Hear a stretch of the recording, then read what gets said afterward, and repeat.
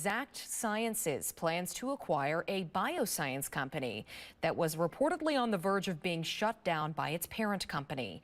In a joint statement, the Madison-based diagnostics company and Agilent Technologies announced a deal for Exact Sciences to buy Resolution Biosciences.